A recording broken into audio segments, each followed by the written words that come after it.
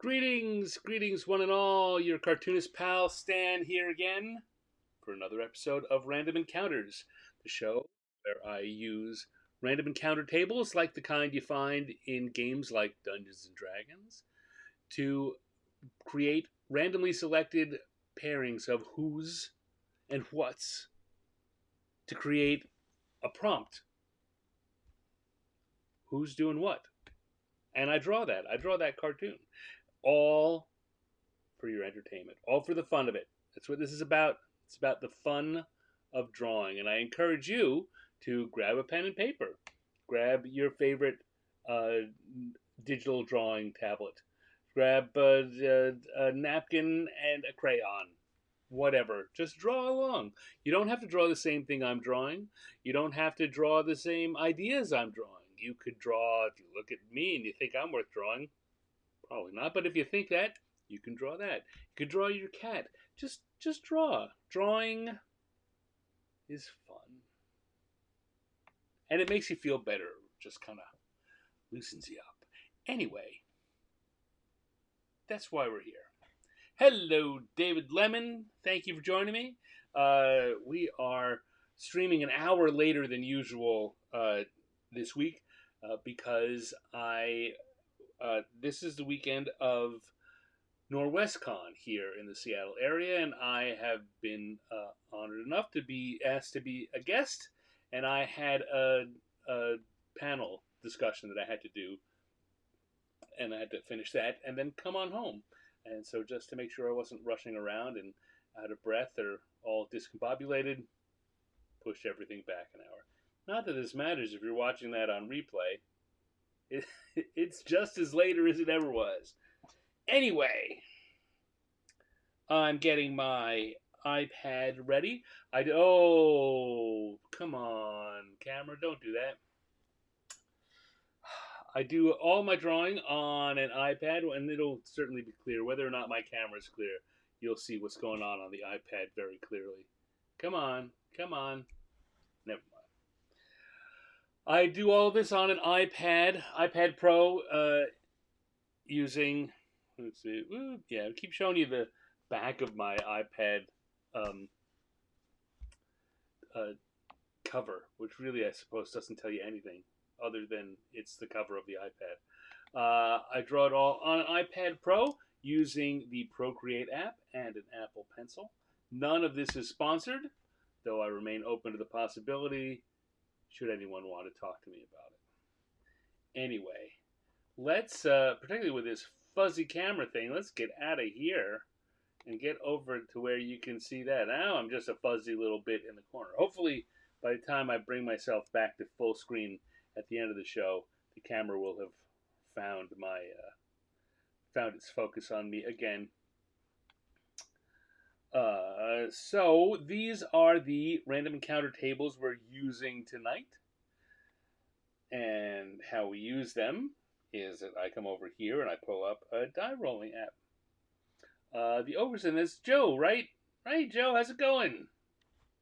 Going all right. You know, today has been a kind of a crazy day. What with the driving over to the con, driving back, getting everything ready, everything in little hour off.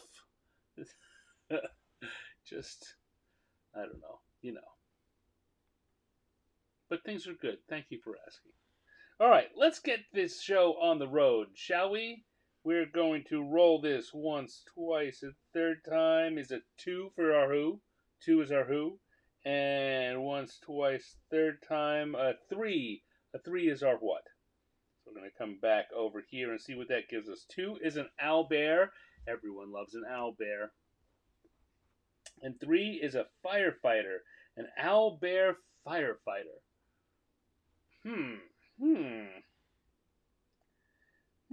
All right, let's turn the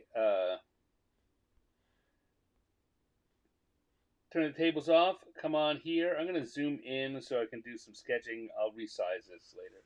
So an owlbear, of course, is a creature with an owl's head and a bear's body. Kind of a feathery, downy coat.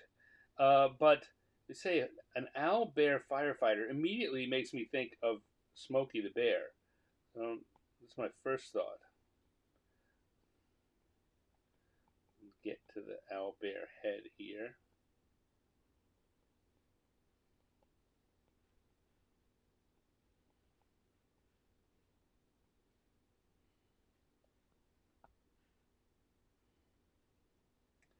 Now, we want a standing owlbear. This could be a good basic shape for that. Big, burly body, owlbear eyes.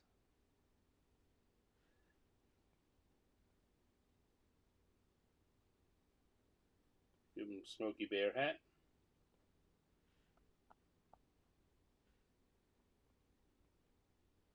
I suppose, what's it? Only you can prevent forest fires. What's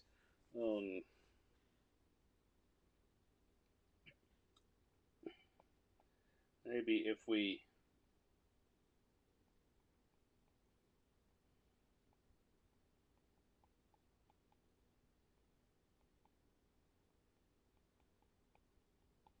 give him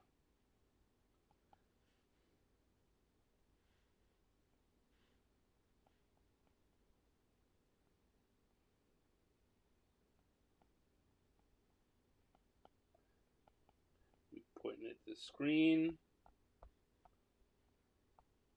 All right, let's take that and blow it up. I'm kind of liking this rough concept. And you can say,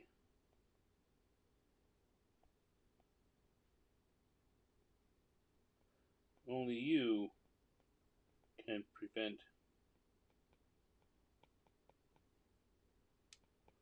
fireballs. And then I'm gonna have him with he's holding the wizard over here.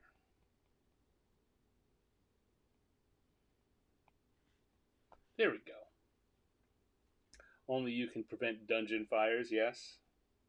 That's another possibility.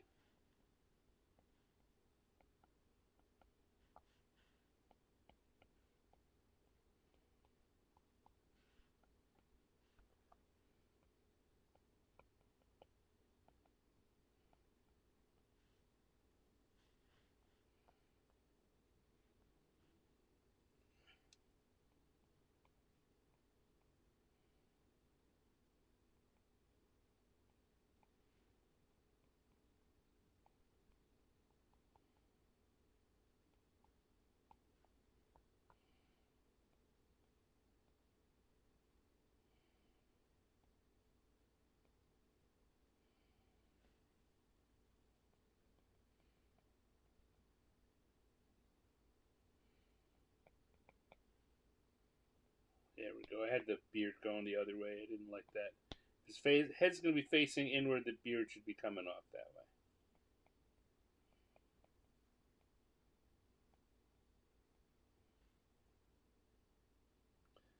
I'm going to drop his wand.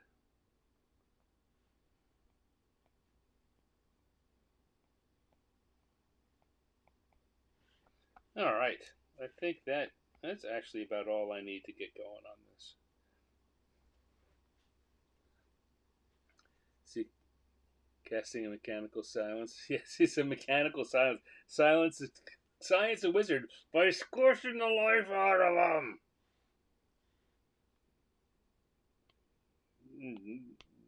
You know, or something. All right.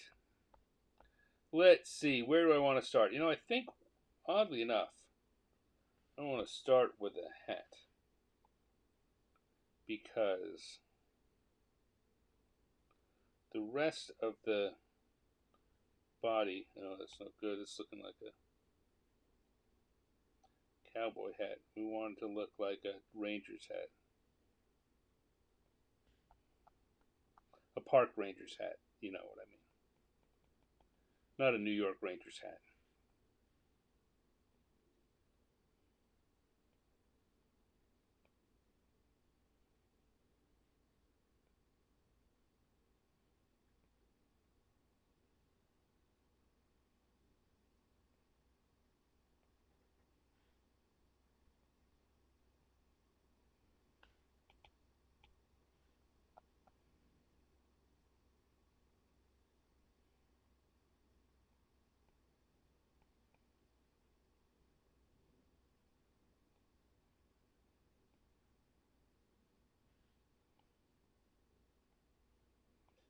go.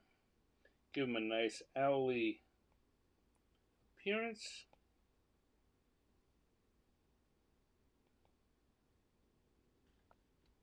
Like so. Is this how Owl's counterspell? Owlbears, yes, this is their version of counterspell. I think that it'd be funny to write them out like that. Owlbears have counterspell? Yes, it's called squishing the life out of the spellcaster.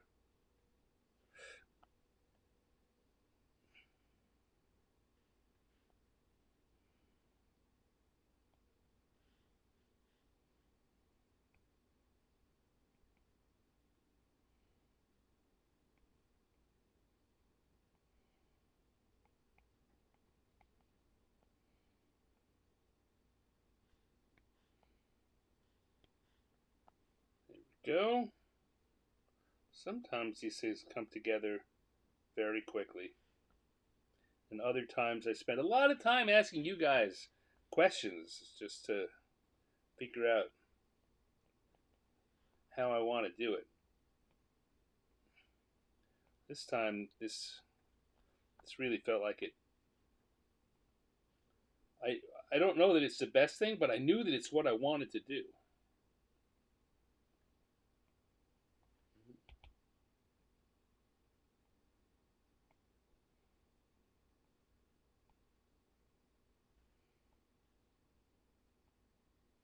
You know, when you're drawing, it's a very important thing to know. If you know what you want to do, you can just drive straight ahead at it, and it's no guarantee you'll hit it. There's a lot of times I've known what I've wanted to draw, and in the end, what I wound up with didn't match up what I had in my head. But I could proceed with confidence.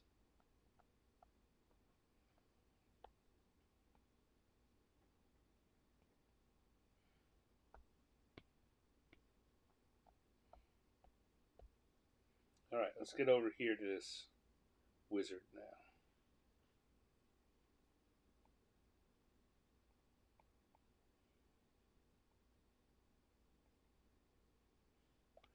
He's going to be covering part of the owl bear's arm there with his beard.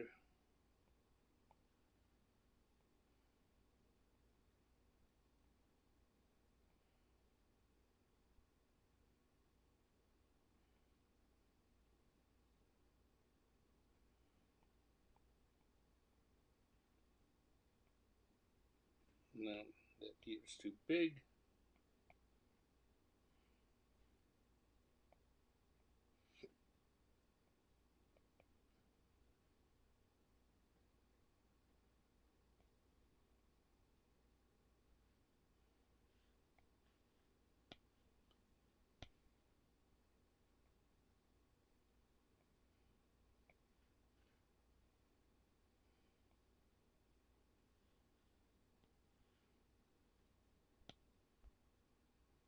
That's looking all right.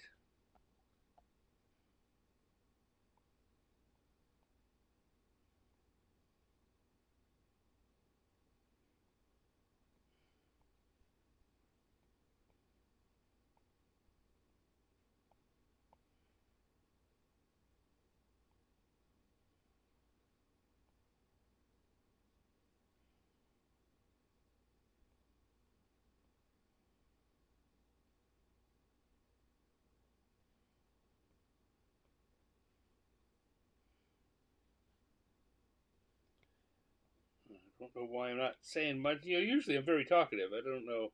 Let's say today was kind of a strange day. That I'm going to blame that.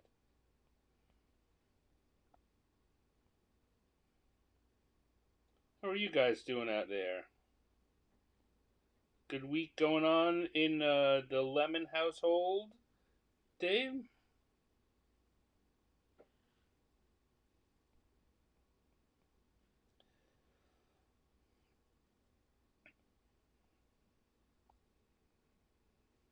Let's see. We're gonna erase that there. He will have dropped his magical wand.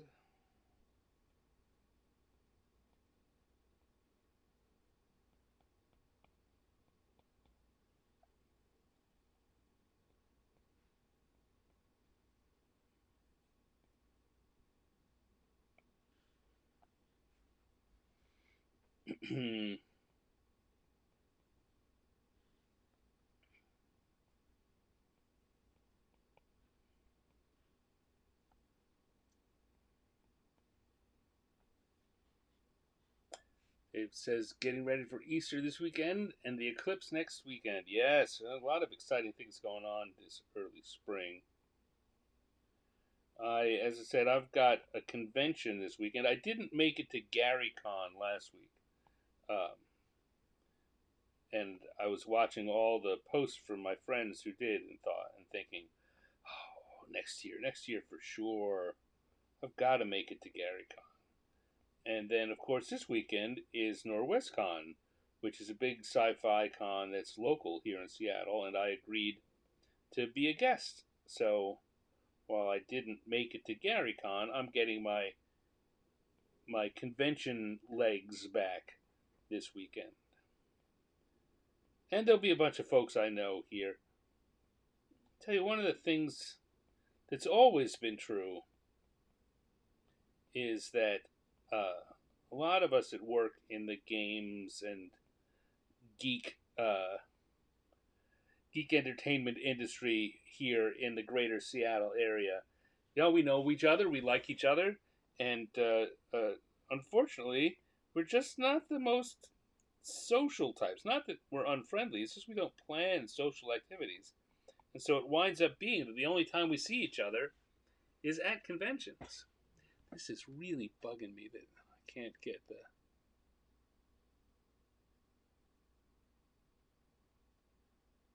camera to get. Oh, there it is, back in focus. Good. Whew. It's just, but I know you. It's tiny on your screen. You probably weren't, and if you're smart, you're not even looking much at me. You're looking at the drawing. But every time I'd look up, I'd see that fuzzy image, and it was bugging me.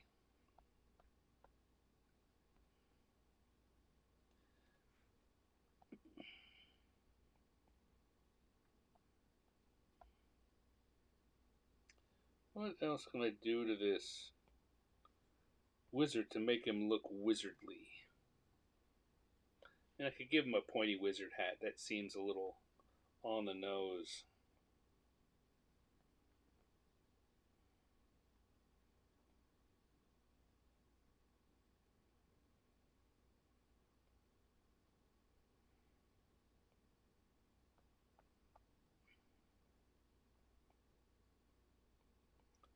Only you.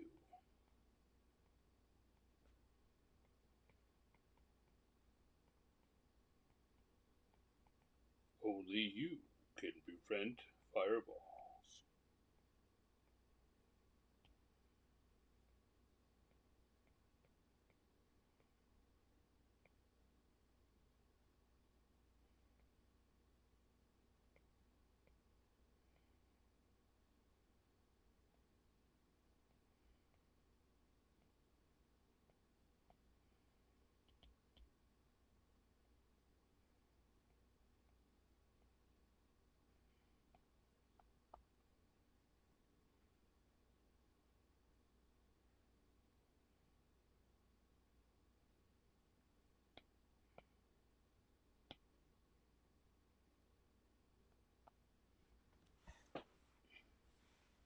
Yeah, I mean, there's not a lot of joke here, but there's a little bit, and it's basically working.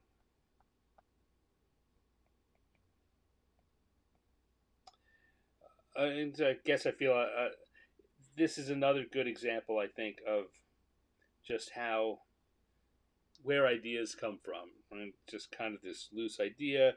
If I wanted to, if I wanted to make use of this, I would I would finish doing this, and then I would keep kind of poking around at it and stretching the joke, stretching the idea a little more, because there's not a lot of joke here. I think it's cute. It's a cute idea.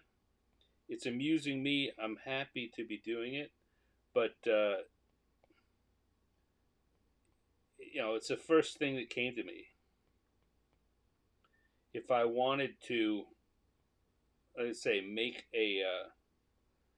something of it that I could sell or publish, I would play around with this idea a little. Maybe I don't know, different takes on what the wizard might look like, different takes on what the owlbear might look like, what some other things that you can prevent.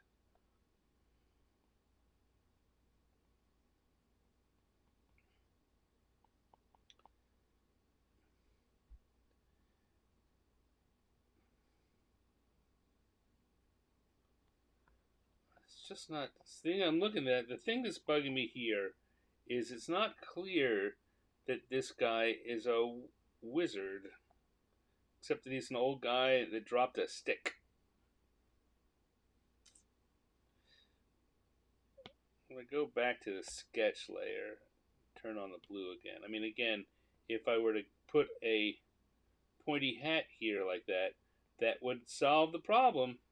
Maybe, maybe I need to do that, even though I don't want to. It said, I think that's a little on the nose, which those of you not familiar with that phrase, when you're making a joke, you want it. You don't want to say exactly what you're saying, right?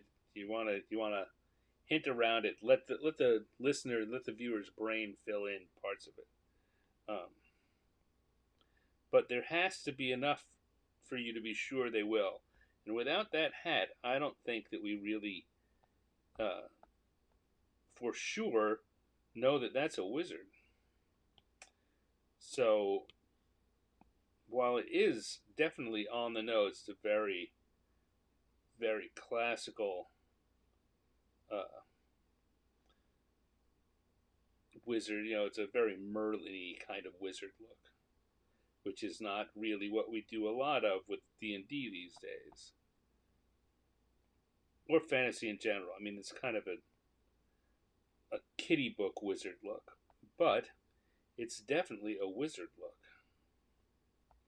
and that's what we need. All right.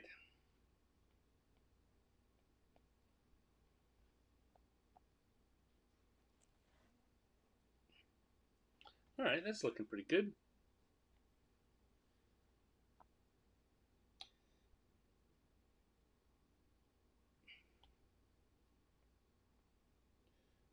Dave suggests a thread of smoke coming uh,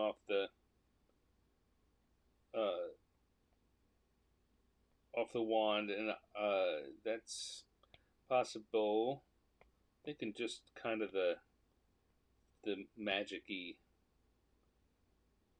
Kirby circles, Kirby dots.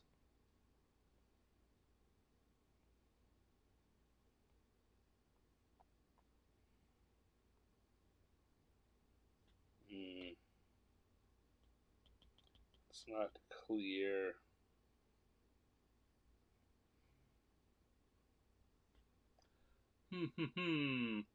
Put wizard on his head. That's right. We can make it like a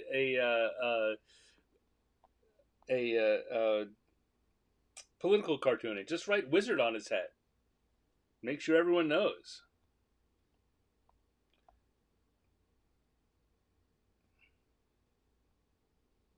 There we go. Okay.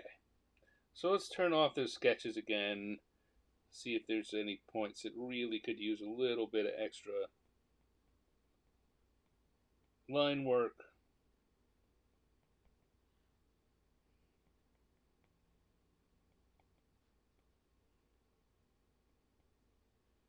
And then we'll drop in and just add some quick color to this and call it good. Because in the end, I think that's an owlbear firefighter, as it were. All right, so I'm going to switch to my gloaming brush, which I like so much. Both of the brushes I use are basic brushes in the Procreate app. A lot of people, uh, so a lot of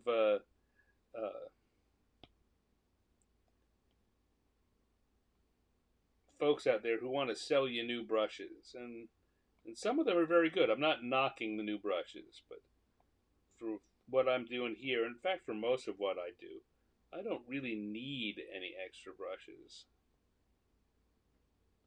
I found this gloaming technique that you know has that crayony or markery feeling that I want to use for these.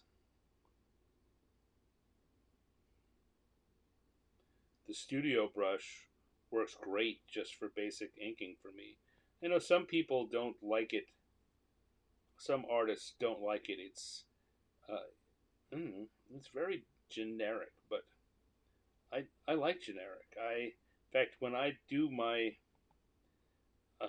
regular uh, physical drawings, I very often will be using instead of using fancy art material, I'm actually using literally ballpoint pens or basic roller pens.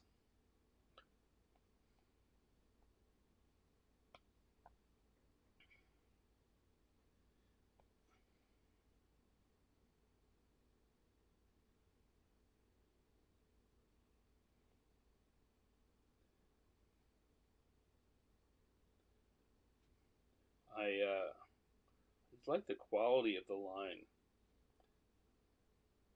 And there's a lot of people, a lot of artists who don't. They want something not quite so um, mechanical. So uh, you can't really make it do much other than draw the straight line it's built to draw. But that's what I want from it.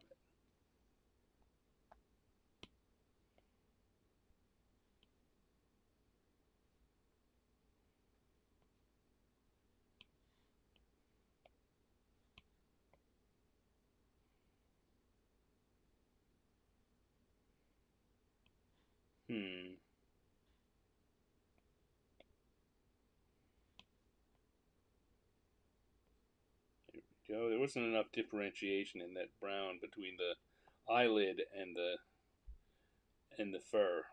I wanted there to be a definitive difference. Here, I'm going to pull this over so we have a very yellow brown for his hat.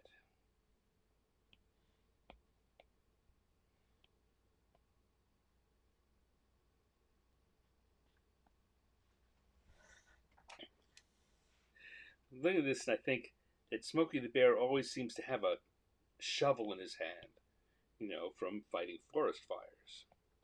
Our guy here is not fighting forest fires, but I kind of keep wanting to put a shovel in his hand.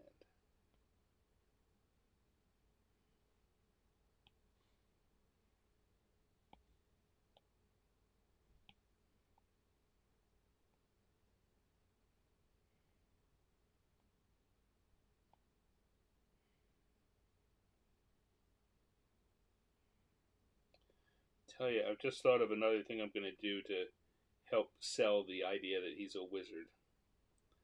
After I finish coloring this, I'm going to go back in and I'm going to add again, some very on the nose uh, stars and planets on his hat and cassock.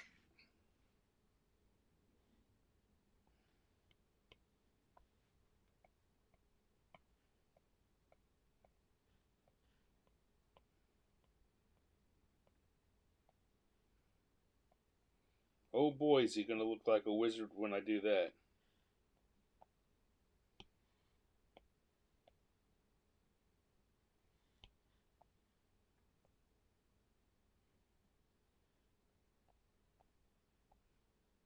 All right, so let's come back in and add a little shading on here. So we're going to pick the color. So pick the color of the owlbear's fur, and then make it slightly darker version of that, and we're gonna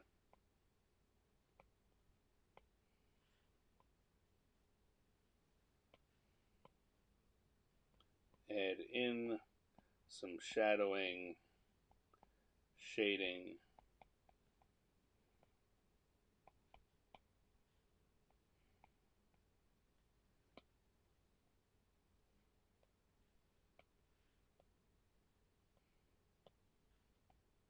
just to give them a little extra sense of depth. Can't quite get the pen to the right size that I want, though. Keep messing around with it.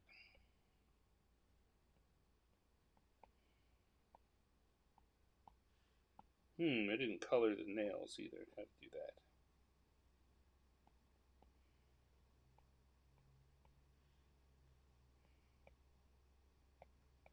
Here we go.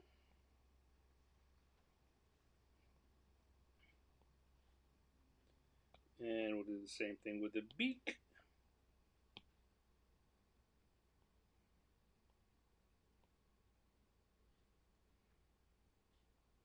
And the blue of the wizard's outfit.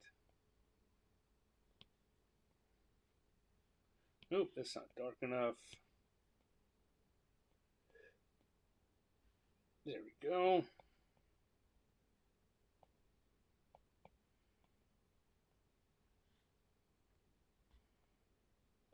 And I'm going to come back in here. I'm going to go back to my inking brush. I'm going to get white.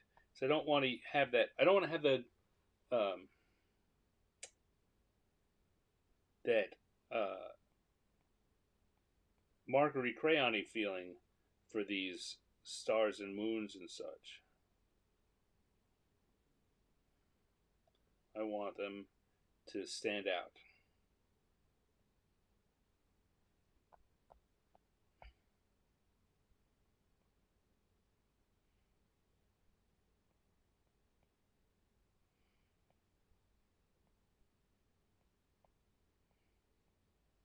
Like that. There we go.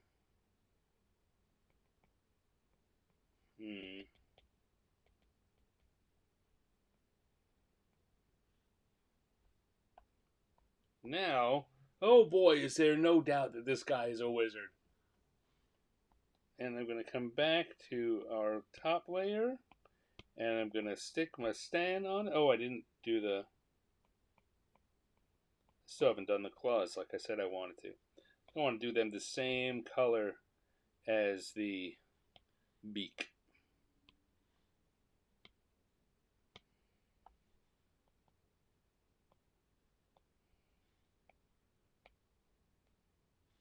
I am on the wrong layer for those. Back to the colors layer.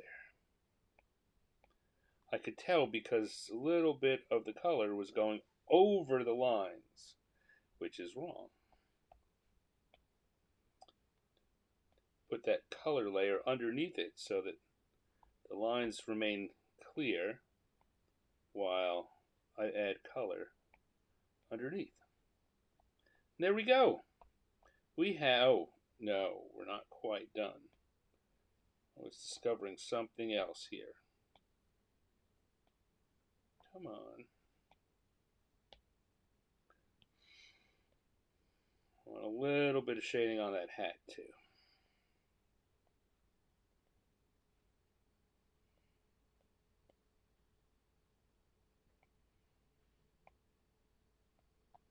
There we go. Albert Firefighter. Drawing number 1. Oh, Dave has been saying a lot, and I haven't been paying attention. Why do wizards wear Grolix all over their clothes? I don't know. I think that's just a. I think it's just a simple way to communicate. This guy's doing something magical. Right? Put the stars and the moons and whatever. It became a way in animation and early cartoons to make them stand out. It's just not because in a fantasy drawing, everyone's dressed a little funny. You want to make sure that the wizard stands out a little. That's my guess. I don't know. I don't know what the answer is. If there might be a real answer, maybe mystics and psychics of the era in the 1800s, when a lot of these patterns, the the tropes began to get settled when had its really big print illustration had a really big boom. Maybe that was just the kind of thing that seers and seance holders and other mystical types wore outfits that were covered in uh, images of the stars, of the cosmos, of things of beyond, and so it got translated over. But I don't know for sure. I'm kind of grasping and guessing. What's the owl bear's name? Scorchy. I like Scorchy. Scorchy or Sooty are our two best names. Sooty the owl bear.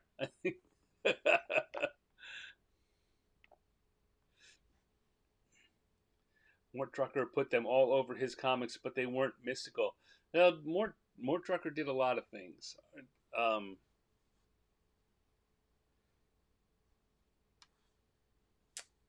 do you are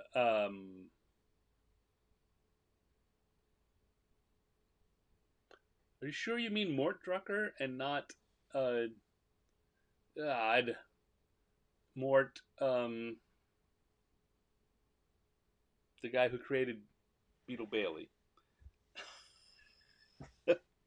So I don't remember Mort Drucker is the guy who did caricatures and comics for the for um, Mad and so many other things.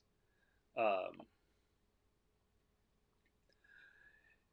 yes. So now you're definitely now. God, it's gonna kill me that I my brain is not letting me pull this guy's name up. Um,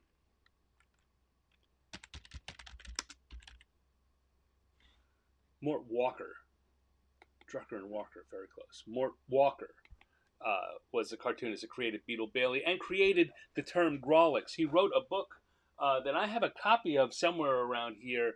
Uh, with it's supposed to be the illustrator, the cartoonist guide, and the name of all of the various things. And Grawlix is a word that he created, um, and has since kind of been accepted as sure, okay, that's the term for it.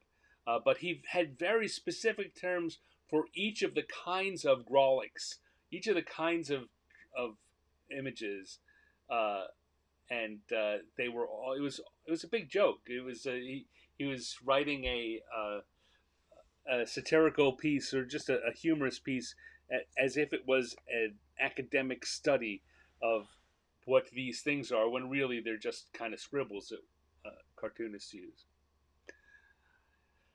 Anyway, let's get ready and do another one. I'll do one more sip of my drink.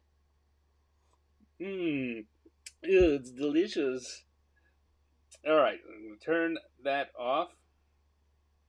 Turn back on our list. Come on. There we go. And pause.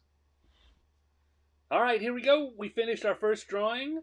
We had an owl bear firefighter. Time to see what the dice have in store for us for a second drawing. So we're going to come over here to the dice and roll one more time. So once, twice, third time, and it's a 4 for our who. 4 who. Once, twice, and third time, and a 6. A 6 for our what. So 4 and a 6. That is going to give us a gelatinous cube trapeze artist. Now these, interestingly, are the last two items I added. Each week after I finish this, I take the items that have been done and pull them off the list. And sometimes sometimes even ones that didn't get used, I'll pull them off the list because I'm just tired of seeing them there. And then I fill back in. I try and come up with new things. So sometimes, like this week, I wound up with an empty slot, which is like, I don't know what I'm going to do. And I just thought, let's put gelatinous cube in there. That sounds funny. They're going to, I mean, it might be a little hard to figure out sometimes, but, it couldn't not be weird. So, um, gelatinous cube trapeze, and I couldn't come up with a final thing. I didn't want to repeat um, too many things. We're coming up on a year. It's crazy to me. We're coming up on a year of this show. This is episode 49, so just a few weeks. I'm not sure whether I should have a big 50th episode uh, to do. Probably not, because that's next week, and I don't know what I'm going to do. Or in 3 weeks when we hit the 1 year mark, try and do some big something. Um, and so I've been mindful about going back. There's some things that I repeat on these lists. Dragons, owlbears show up all the time. Adventurers on there all the time. I've done firefighter before, so I've been trying to as we come into the end of the first year, pick some things I hadn't done, and I just had that blank spot at the number 6 in the what column, and I just didn't. I don't know. I don't know. No, I had uh, um, trampoline, jumps on a trampoline, which is something I've done before. And so I said, I don't want to do that again. What else can I do? And just the idea of a trapeze artist came to mind. Um, so here we are. We've got a gelatinous cube trapeze artist. I think it's weird that both of the things are. Don't stop that. No, undo that. Why are we color dropping? Stop it. Don't know. I don't know why. I don't know how I got it into this mode, or how I'm going to get it out. Hmm. You know what? Here we go. I'm going to take this off screen for a minute. Come back to just me. Hi there. And I'm gonna turn the app off and come back to it, because somehow it had gotten stuck in that color drop mode, and uh, it wasn't going to let me draw. All right, that should be good. Yeah, that will be good. So you can come back and view that. Not that there's anything to see just yet, but Dave says hard to be a catcher for a cube, since when you get paralyzed when you try to catch it. On the other hand, a cube might. Yeah, I was thinking the same thing. The cube would be a great catcher, and it might be difficult. It wouldn't be so difficult to catch the cube because it would just swallow up your arms. Um, how you'd get it off your arms is one problem, and then once you got it off your arms, you might still be paralyzed. So for those who don't know, we've been talking about it a lot already. A gelatinous cube is just that. It's like a cube. It is literally a cube of jello-y material that moves around through the dungeon, and anything that gets sucked into it kind of hangs there inside, and uh, it has an analgesic effect. So when you get pulled inside, uh, you go numb, you get paralyzed, and then it just digests you. So, wow, weird D&D creature. I thought would be funny to draw here. But now we're going to need a trapeze. So now I just need to figure out whether I want it to be a trapeze. Uh, I think I'm going to have it be a catching cube. All right. So let's come here. And we'll have the cube is going to be on the trapeze.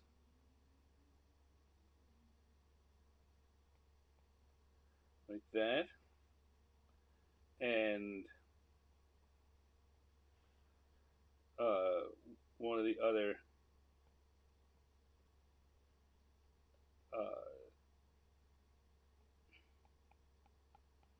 aerialists is going to be coming in like this and see that he's coming into the cube. I think in the cube we'll have another aerialist, a, like a skeleton aerialist.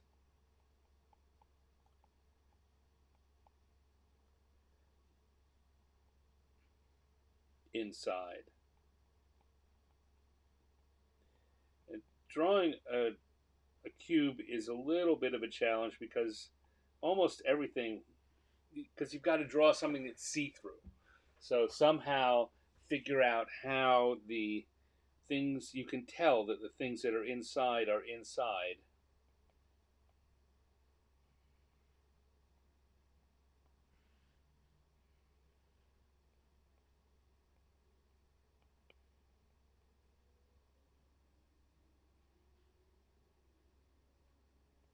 Hmm. Maybe. How do I do this? How do I do this? I'm trying to get the other aerialist here.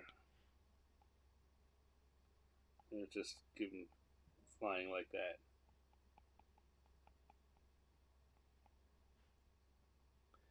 Now, can I blow this up very much? Not very much, and not keep it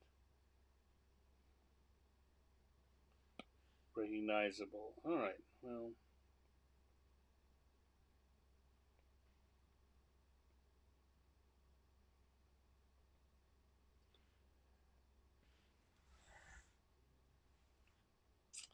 Alright, well, I mean, that is the.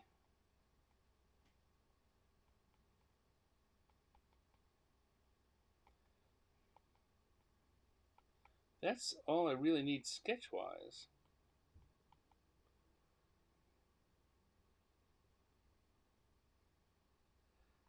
That's going to be the trick, is making it happen. Dave says it could be the safety net. Yeah, when I put that on the list, one of my thoughts was a cheat could be making the gelatinous cube the net.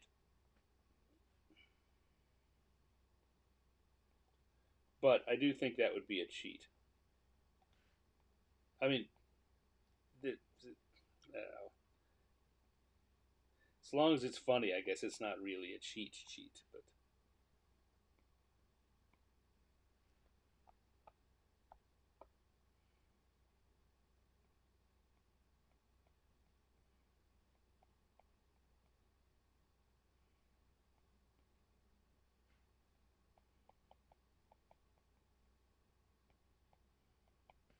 all right, there we go. Now I just need to figure out this guy who's coming in there. Those lines might work, but I'm going to take them out and see if I can't. Yeah, no, that's.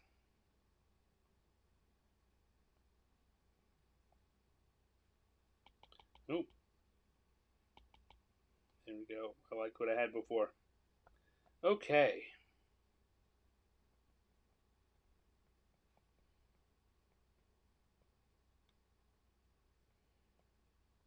There we go. Let us start drawing. We're going to go to the lines layer. And I'm going to start with this guy. Uh, Weirdly, I almost always say start with what you're most confident in. I'm not most confident in him, but I'm super confident that nothing's going to have to change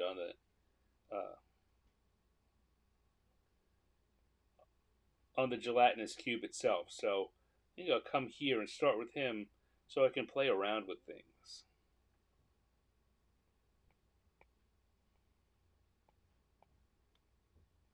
If they don't work, I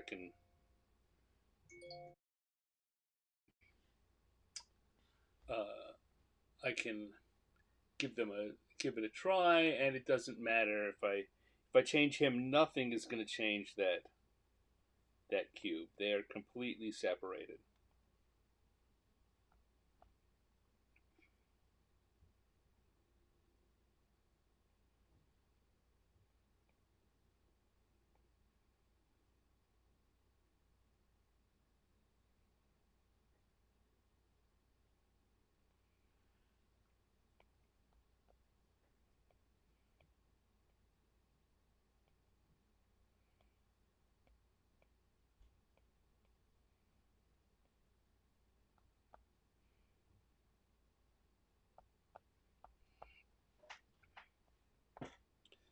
trying to give him a outfit that looks kind of, you know,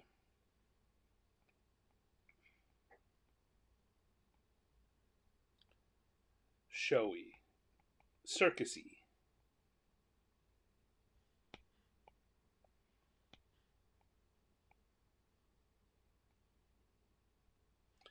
I definitely have put that other foot up way too high, so I can fix that as I draw it here. Here he goes. Okay.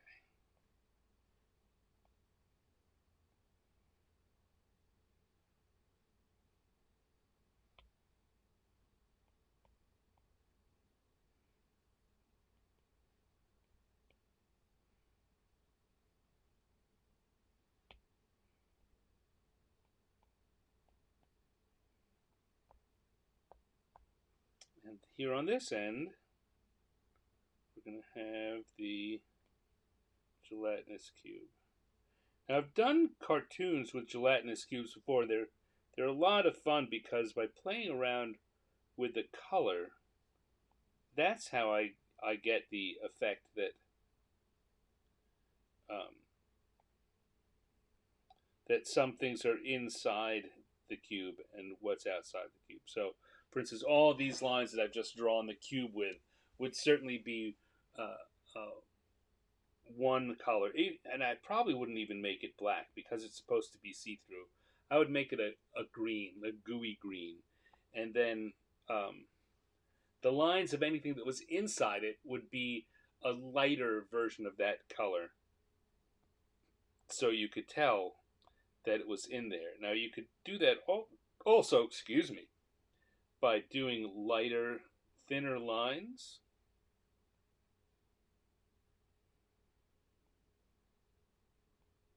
And not doing anything actually solid black.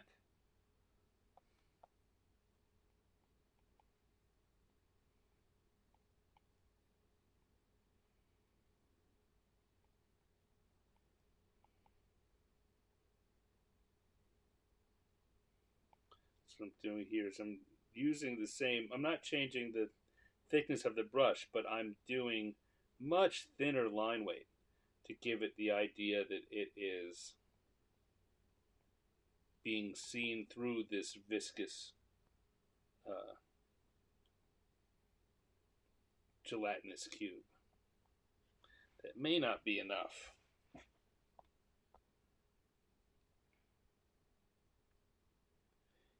In fact, I'm pretty sure I'm going to want to go back and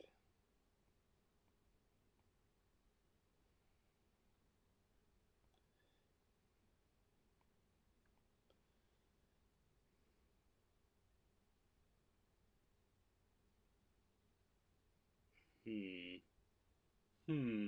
The other thing you can do is just drop. If I were to do this, how to quickly explain this?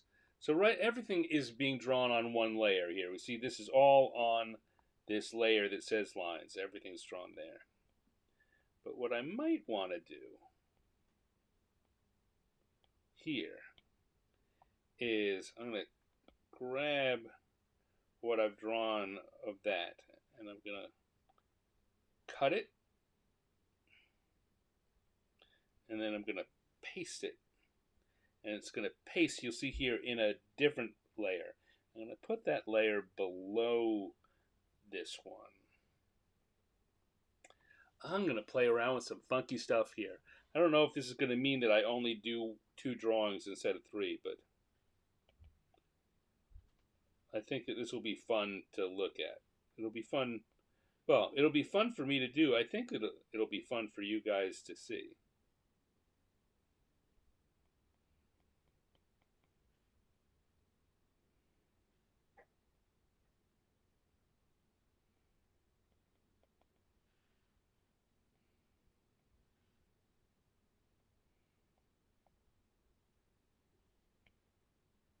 So I'm drawing this guy entirely on another line. So while it looks like I'm drawing, like normally on a sheet of paper, I could draw like this and these 2 lines would touch.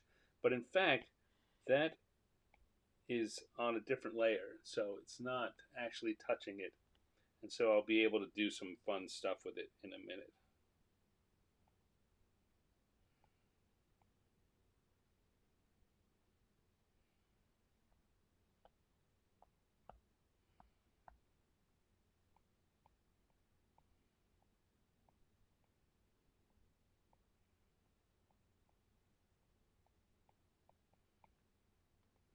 And I'm going to draw bones here again just to make it clear that this guy here is a skeleton.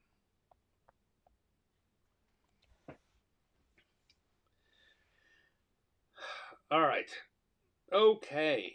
And then I'm going to draw the rest of the trapeze itself on that same layer because it's going to be inside the cube too.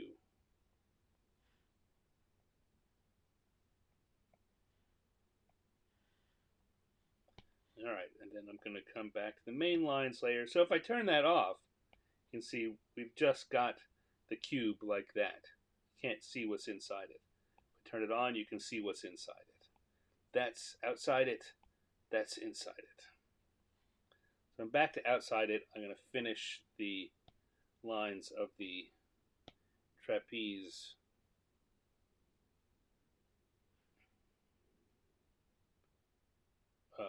wires.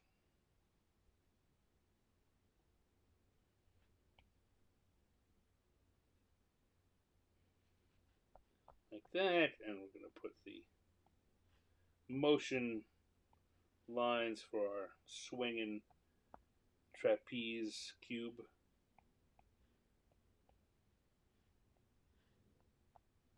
Like that. Okay.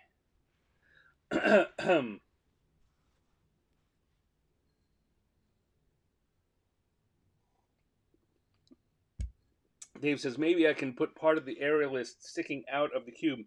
That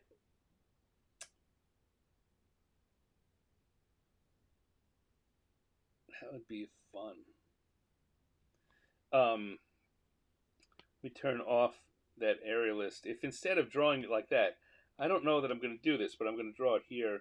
So if we had the aerialist inside, say on the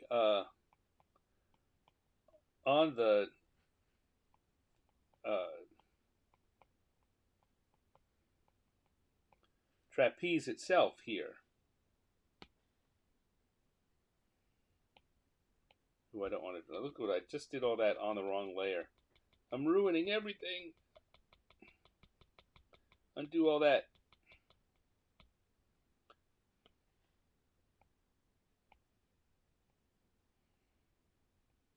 So we go back and go to the sketch layer. If I were to have the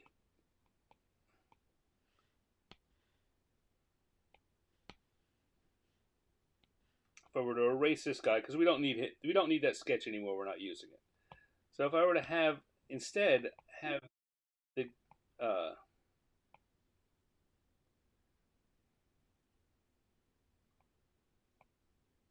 the trapeze artist on this end coming off the trapeze like they would, reaching out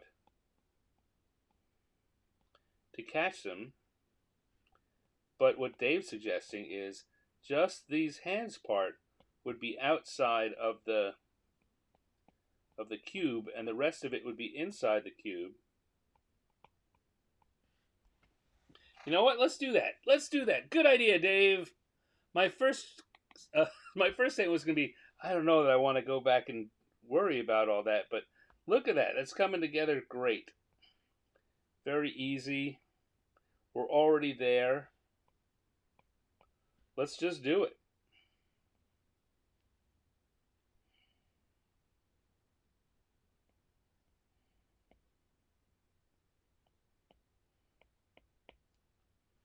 All right, so I'm going to go back and do the same thing I was talking about before, and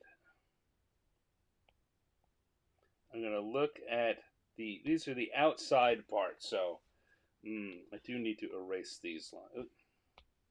Do need to erase these lines. I can put something like them in somewhere else. But I want to draw what you can see outside of the cube. Oh, this is fun. Oh, good idea, Dave. And we're going to have again the smoosh.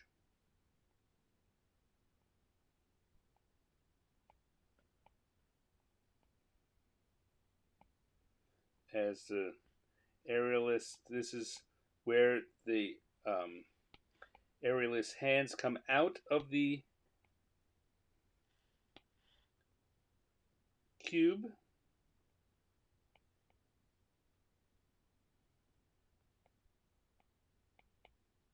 And we can see that like there.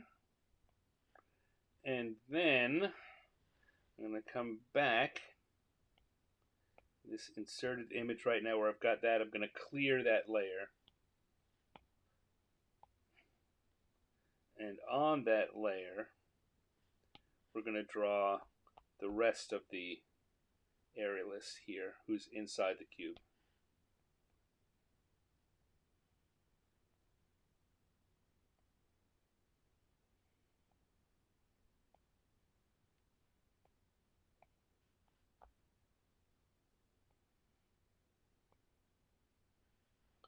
Including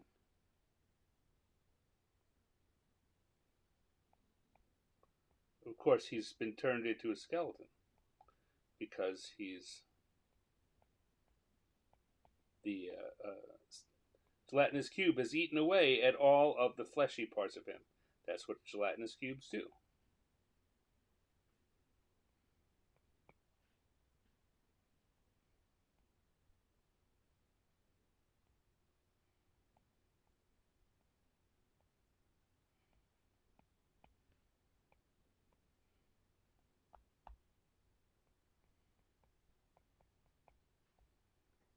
And we will see here.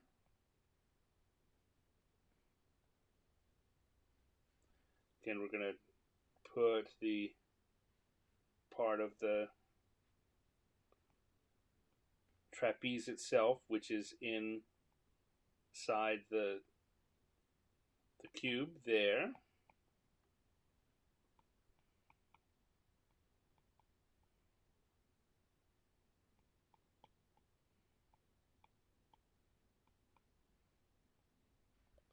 And that is where we're going to come out here.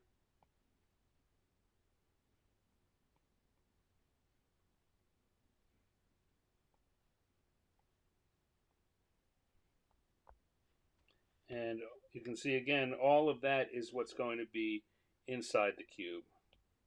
That's what you see outside the cube, but when you see through the cube, you can see that part of it too. Although I haven't finished drawing it yet.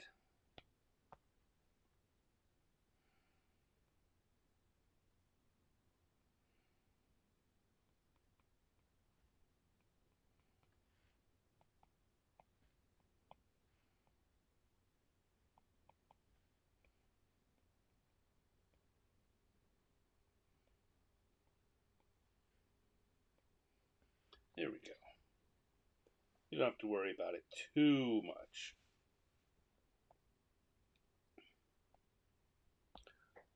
This drawing has taken much longer than one of the usual ones, but I think we're coming up with something really funny, really good. Together. Together!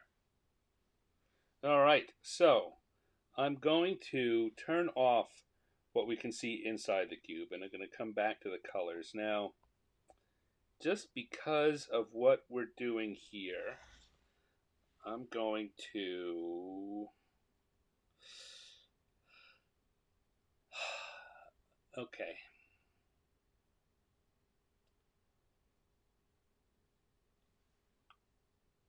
The other thing that's tricky with when you're doing something like this is not only do the lines have to be layered, the colors need to be layered too. So we come to our colors layer and we're gonna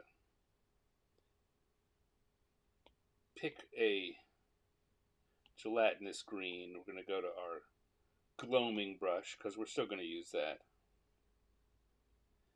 And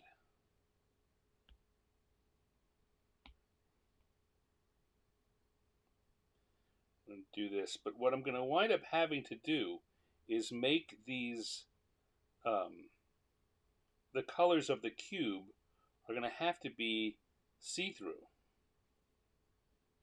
so that we can see what's inside of it.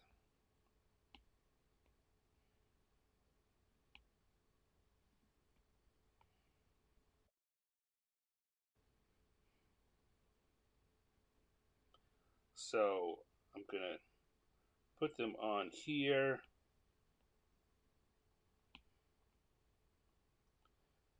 Each of the sides of the cube is going to be a slightly different color. But now you see, if I put on our inserted, well, and it's going to need to be above the inserted image.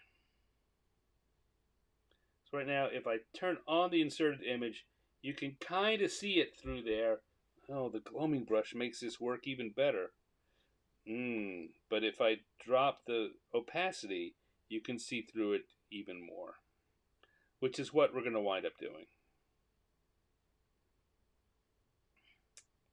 So I'm going to add another colors layer, and this is going to be for the area list, all the stuff that's outside the cube.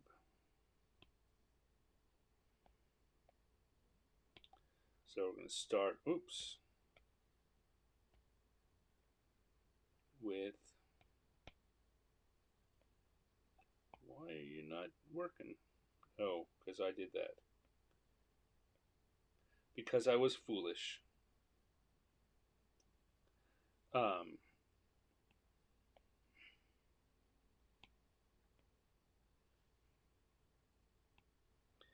And we're going to put the hands of the aerialist, and we're going to do this aerialist's hands and face.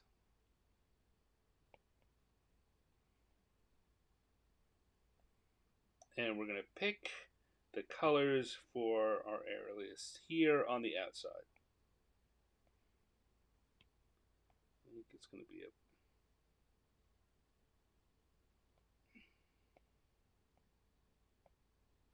that.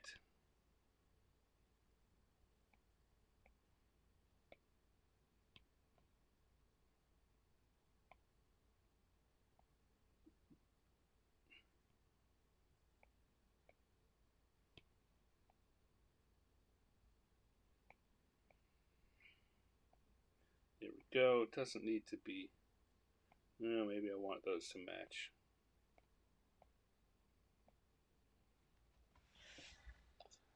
And shoes.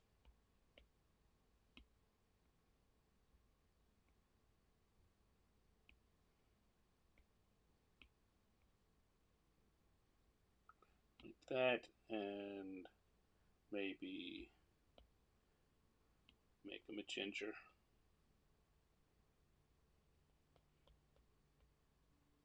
There he goes. And then now I'm going to turn off that cube color. I'm going to put another color layer way down here, which we're going to use to do the same colors for the outfit.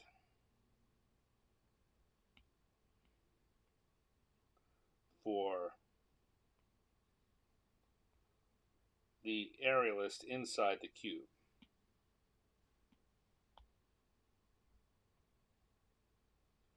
But as you will see, when I turn the cube back on,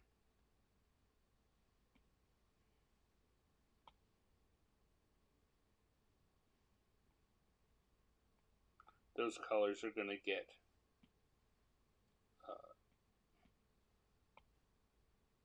they're going to get altered by the color of the cube above them.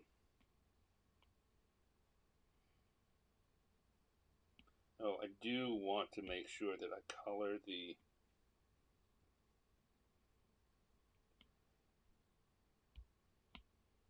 skull white.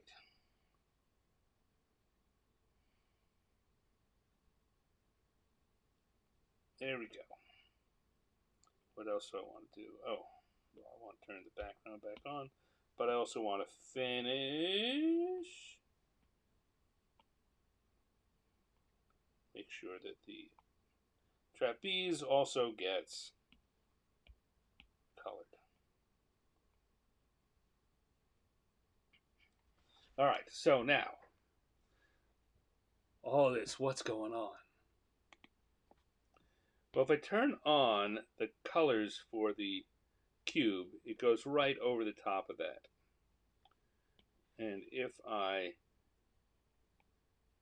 lower the opacity so that we can see through it, we see the colors start getting a little clearer, we can see what's going on, but they're still shaded by the cube itself. I think that's about right. Oops. The top part of the cube is not.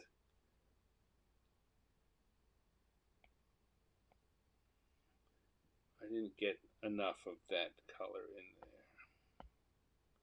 I want to make sure I'm over the top of that. It's over that so that it will change the color. If I don't have it covered, then it's just going to show through in its normal weight.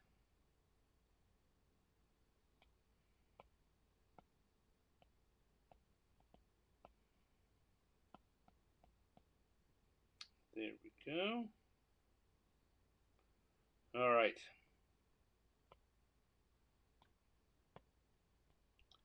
Wow, this is so much more complicated. But in the end, I think we wind up with a much better piece. All right, so now I'm going to lower the opacity a bit and we can see through there. That's too much because now you can't hardly see the green. That's not enough because it's too difficult to see it. Right around there.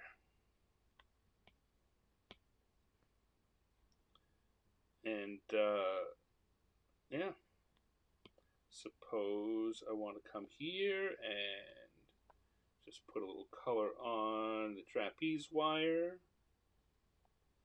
But there we have, yeah, I'm going to stick, I'd say that's good. Let's do it again. We're going to,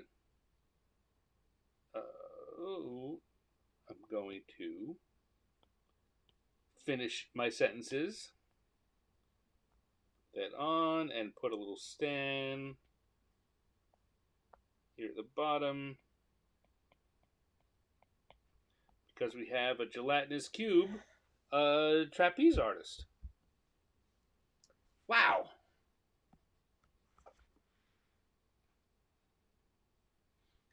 How about that? So usually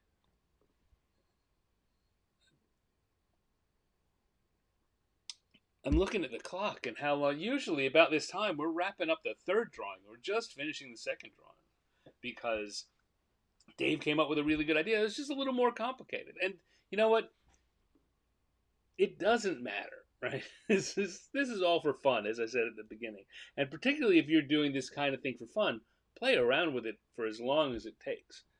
My only worry is that I don't want to bore people who are coming to the show and watching it. And usually I try to keep the show around an hour and a half, between an hour and a half. And we're there right now. But if I stop here, I will have only done 2 drawings. I don't feel like that's enough. I feel like I need to do another drawing. So, I'm going to take another little drink here. And reset the stage.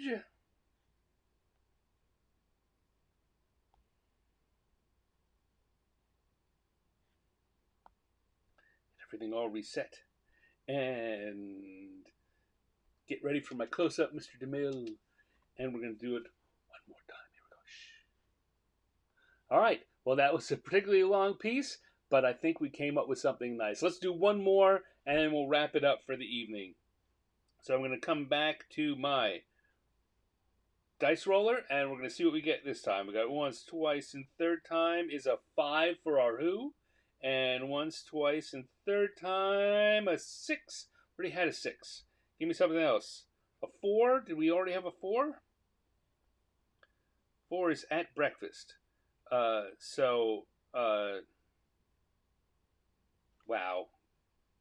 My brain is fried. What? What did we have before that? How can I figure that out?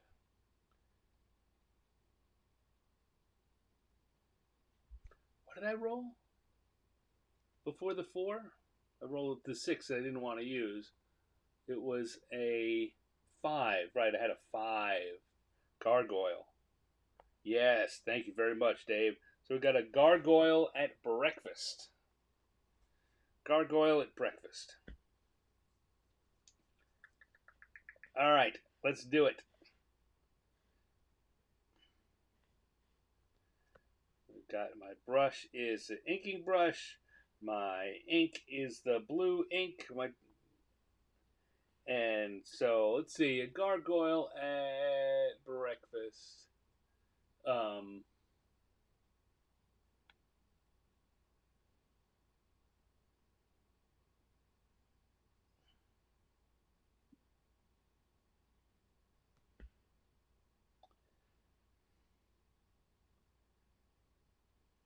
I'm thinking. I'm being quiet, thinking. Um,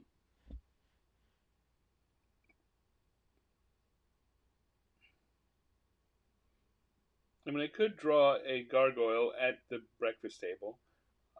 Trying to think of ways I could do, like, have a building here with some crumbling bits and a gargoyle down here.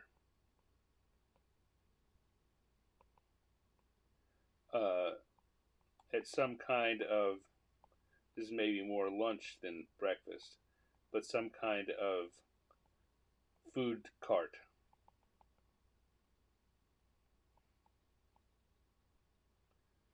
Like,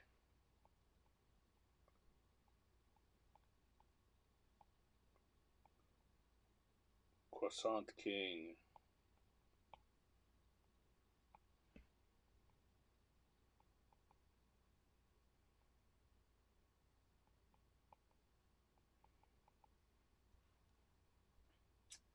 Um,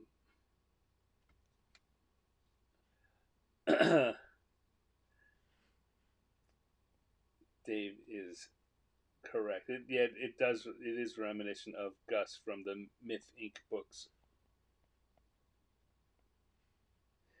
The Myth books, Robert Asprin's Myth books, which were terrific.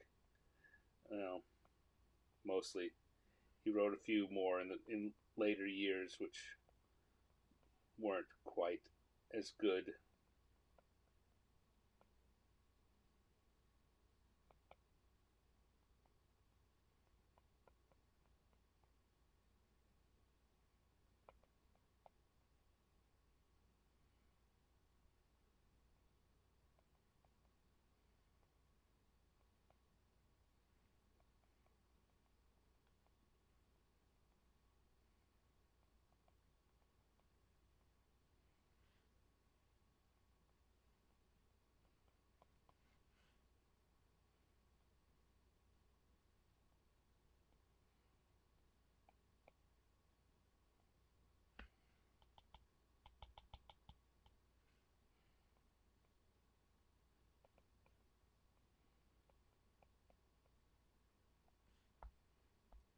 Something like that.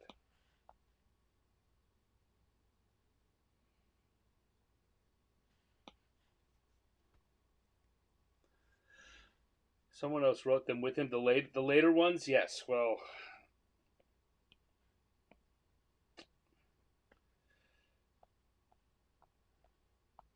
get later in your career and you start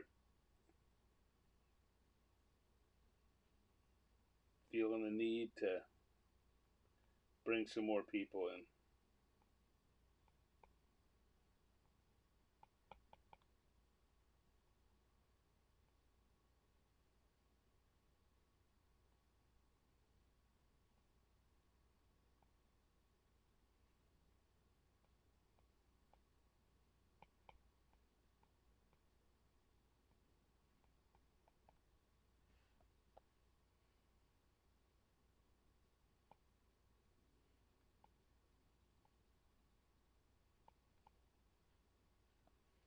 Doing here is using very blocky lines to get the feeling of that he is made of stone rather than flesh. And I'm adding little dots there to imply the cement uh, texture.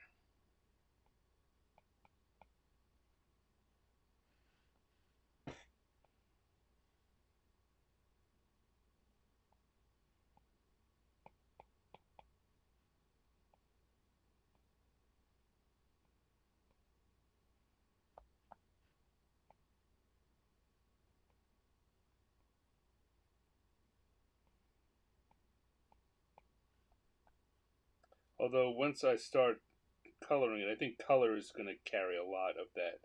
So I put him in that kind of monotone gray. It's going to carry the heavy load of making it look like he's made of stone.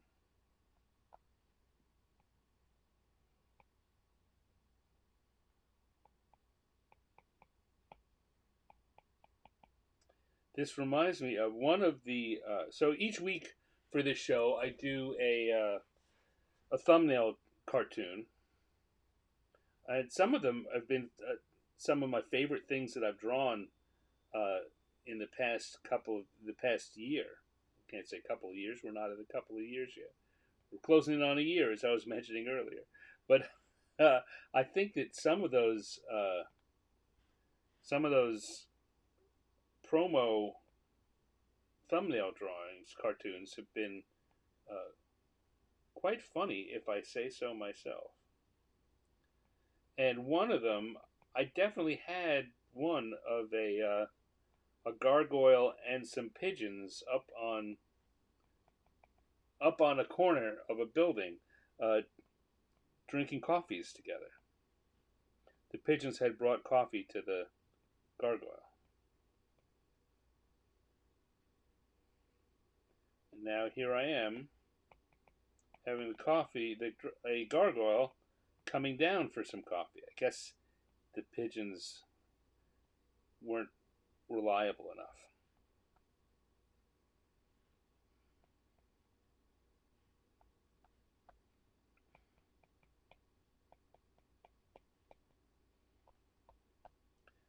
Go, and now we're gonna come here and do the food cart croissant. Croissant. Gotta look that up because my spelling is terrible.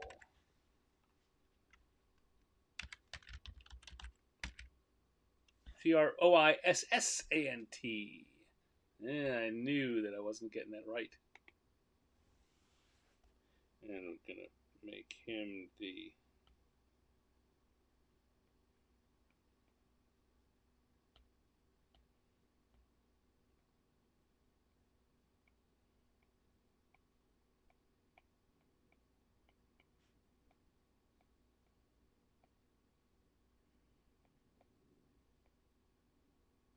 croissant king. That's what his little food cart is.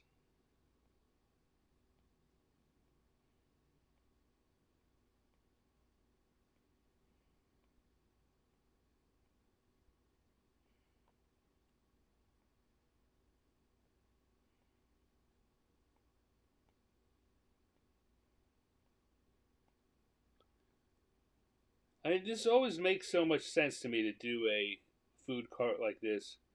Um, but that's because I come from New York. I realize that in the rest of the country, in the rest of the world, these this kind of food cart is not as common. You don't just have guys with carts on the street corners selling stuff.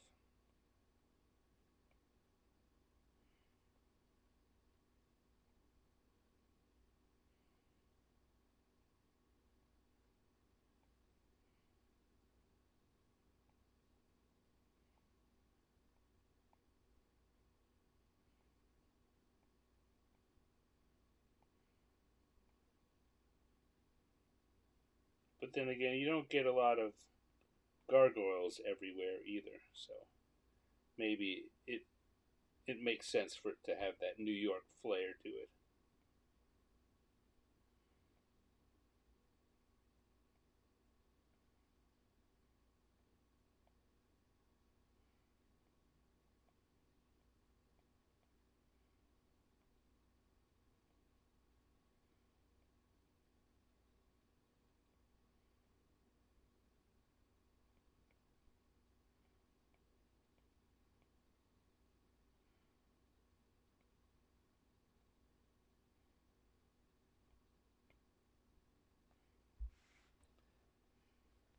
There we go.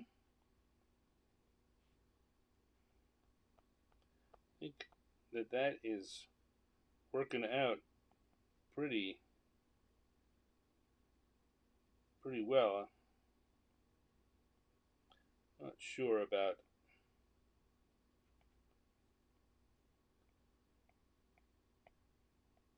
in this case, kind of showing that he didn't come off easily. He had to pry himself off the corner of that building.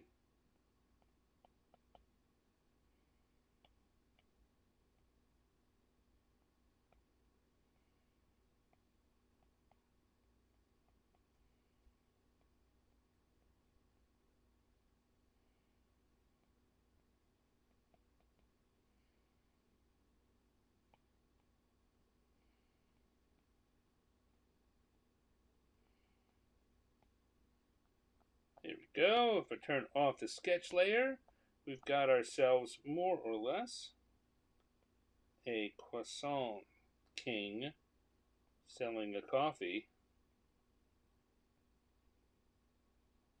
to gargoyle.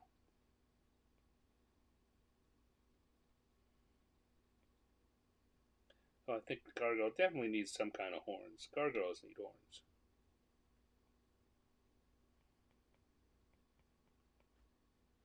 There we go. Oh, for sure, that's a gargoyle now.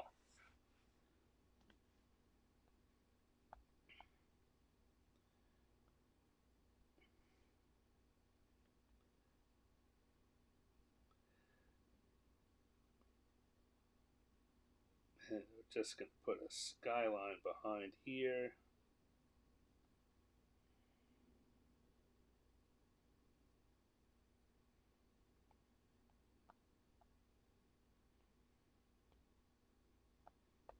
Look at that. I guess I mean, I don't. I kind of feel like I'm rushing this because I keep thinking about the time, but this really just kind of came together very quickly on its own.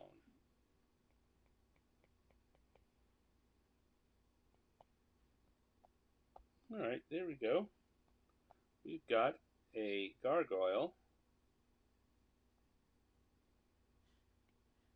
who is having breakfast. So let's start with the gargoyle.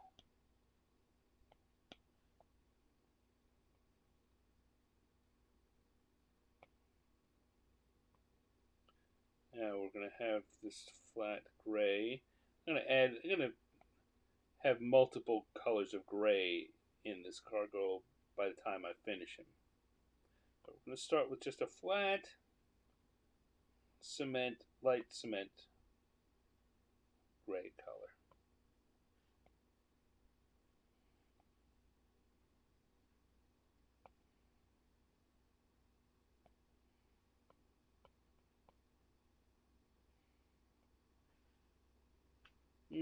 Let his eyes stay white.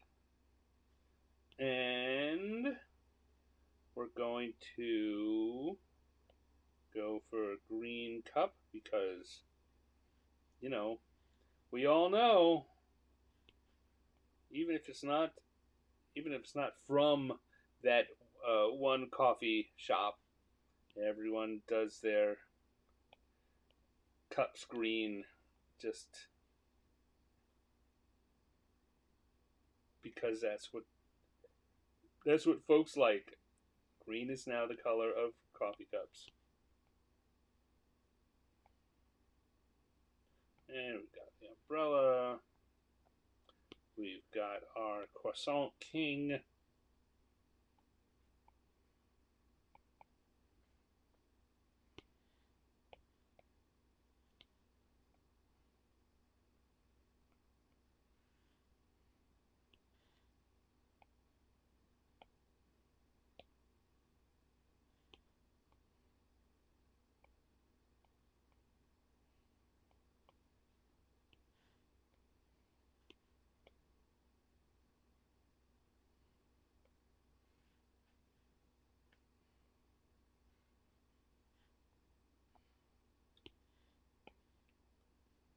And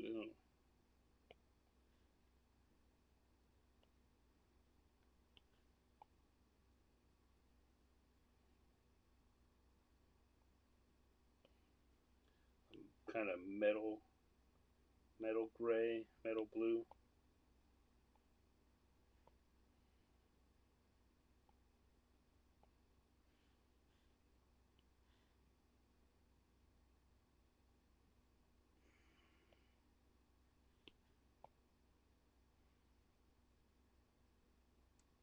He is the croissant king.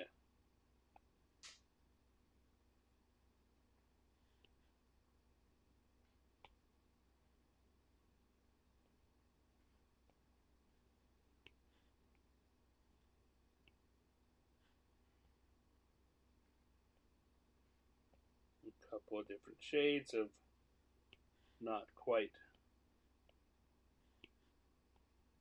black. There we go. And so I want to make sure that this part of the building is definitely the same color as the uh,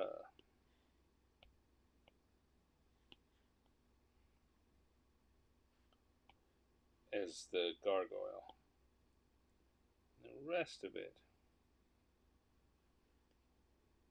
do an orangey color.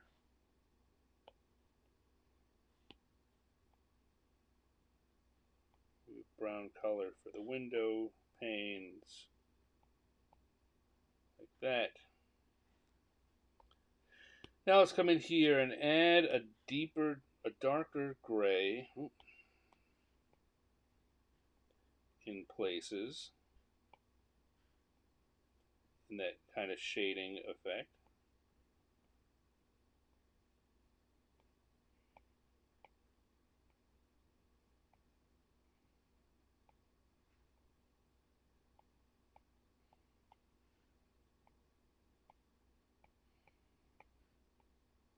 Like so.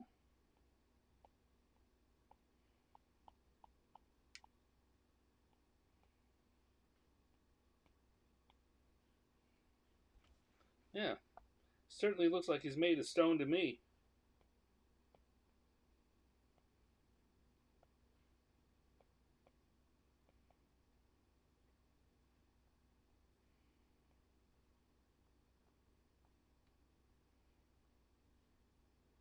And yeah, I guess we don't really need to do a color for that background skyline. That can just be black and white. I think we're kind of done here.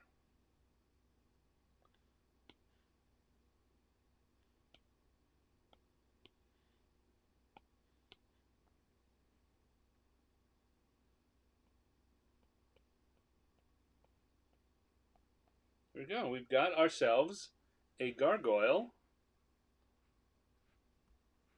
having breakfast. You know, breakfast on the go, but you know, he's a gargoyle. All right. I like it. I like it. Okay, so we're gonna. Wow, that really did go fast. Was I rushing? I didn't feel like I was rushing. I was afraid I was rushing. I don't know. Again, I'm gonna take my own advice. Just have fun. I did. I had fun. I like it. Why worry about anything else? I won't. All right, so I'm gonna take a little break, and then we're gonna have our closing bit. All right, here we go. We have done it. No, terrible. Pop out. Do it again. Cut. Take two. All right, we've had a pretty good evening. Strange evening. Things have not always gone the way I expected, but that's part of improv. We finished up here with a gargoyle eating breakfast. Before that, we did a gelatinous cube trapeze artist. And we started the evening with an owlbear firefighter.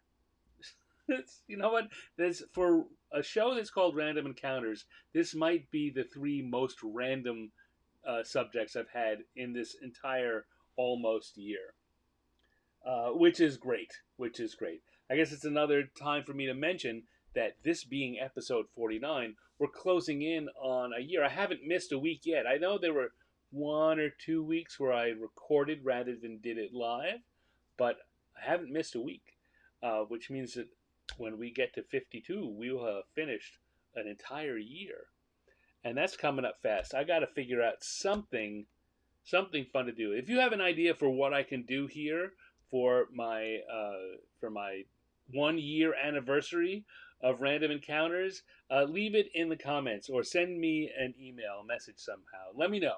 I'm trying to think up something good, and I've only got a couple of weeks to do it. I want to thank Dave for hanging out with me, and Joseph was there for a while, and I know some other people have been in the chat or have been watching and haven't really had anything to say in the chat, which is okay. Everyone's invited to come and just hang out. If you're watching on replay, you're invited too, and I'm glad you came. Thank you very much. I am your host, your cartoonist pal Stan, and yeah, I was going to promote my other show here, but never. I'll do it really quickly.